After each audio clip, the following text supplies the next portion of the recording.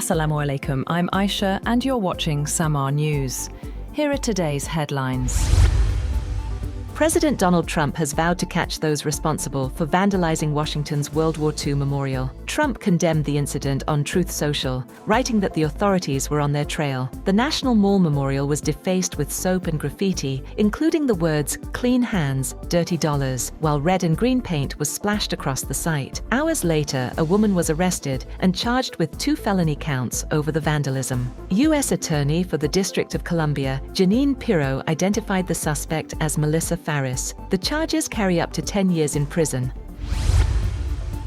Prime Minister Shehbaz Sharif has said that Pakistan does not want war and instead seeks peace. He warned, however, that Pakistan's desire for peace should not be mistaken for weakness, stressing that the country stands for peace with honour and dignity. Addressing the inauguration of the iconic Victory Monument, he said the enemy should remember its lesson-breaking defeat and warned that anyone challenging Pakistan's sovereignty would receive an even stronger response. Shehbaz said India had demonstrated that it was an enemy of peace by suspending the Indus Waters Treaty.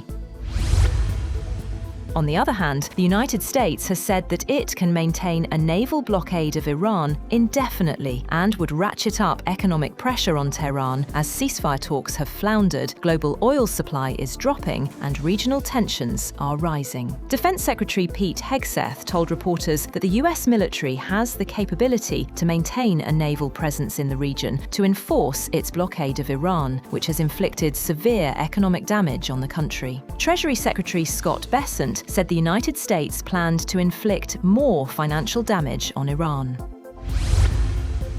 US President Donald Trump has said he will impose tariffs on imports of drones and their components, including from some key US allies, with the Trump administration saying the country was too reliant on foreign sources of drones. The White House said a proclamation signed by Trump imposes a 100% ad valorem tariff on drones of a certain size or with certain capabilities that are particularly sensitive for national security purposes, adding that a tariff of 25% will be imposed on drones that are smaller in size. The US president has also allowed the Navy to build ships overseas and ordered it to abandon a complex system for launching jet fighters from its aircraft carriers and instead return to using steam catapults. Trump signed a national security memorandum directing the change, which would require the 4th vessel in the Gerald R. Ford class of aircraft carriers to abandon the electromagnetic aircraft launch system used on the first 3 vessels. The design change is expected to cost taxpayers hundreds of millions of dollars. Ukraine has sent Russia an offer suggesting they both halt attacks on civilian targets in the Black Sea, after mounting strikes on vessels and ports there raised fears over global food supplies. A source said the offer to suspend attacks was transmitted by Kyiv via a third party, and Ukraine was still waiting for a response.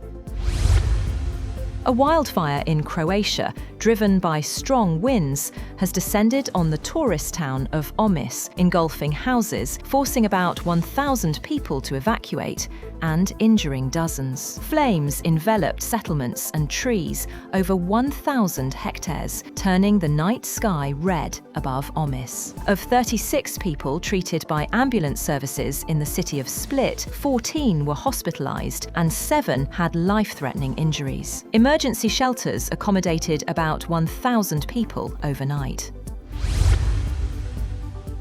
More than 650,000 refugees and asylum seekers in South Sudan risk losing food aid access within weeks due to a severe funding shortfall, potentially forcing some to return to war-torn Sudan in search of help. The World Food Programme and the UN Refugee Agency said South Sudan faces one of the world's worst hunger crises. More than 7.8 million people, over half the country's population, are experiencing acute food insecurity, while 2.2 million children are acutely malnourished.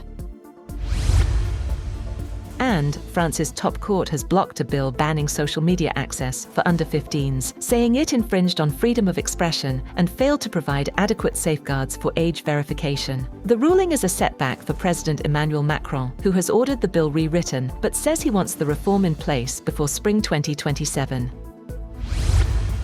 That's all for now. For more updates, visit www.samaa.tv. Thank you for watching SAMAA News.